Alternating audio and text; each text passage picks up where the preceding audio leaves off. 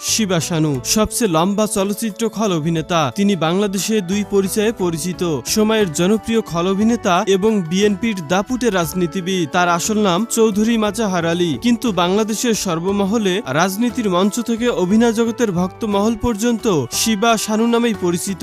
তার বর্তমান বয়স 50 বছর। শিবা শানু 1974 সালে 7 আগস্ট ঢাকায় জন্মগ্রহণ করেন। তার পৈতৃক নিবাস রাজশাহীর সপুরায়। তিনি 1998 সালে মাতৃভূমি চলচ্চিত্রের মাধ্যমে চলচ্চিত্র শিল্পে তার যাত্রা শুরু করেন। এরপর তাকে আর পেছন ফিরে তাকাতে হয়নি, পৌঁছে গিয়েছেন জনপ্রিয়তার তুঙ্গে। শিবা শানু এ পর্যন্ত প্রায় 5 শতাধিক ছবিতে অভিনয় করেছেন। ইতিবাচক চরিত্র দিয়ে অভিনয় ক্যারিয়ার জীবন শুরু হলেও পরবর্তীতে খল অভিনেতা হিসাবে দর্শকের কাছে জনপ্রিয়তা অর্জন করেছিলেন। শিবা শানু রাষ্ট্রবিজ্ঞানে বিএ অনার্স সম্পন্ন করেছেন। শিবা শানু কিভাবে বিএনপির রাজনীতির সঙ্গে জড়িয়ে পড়লেন সে সম্পর্কে পরবর্তী ভিডিও দেখতে চাই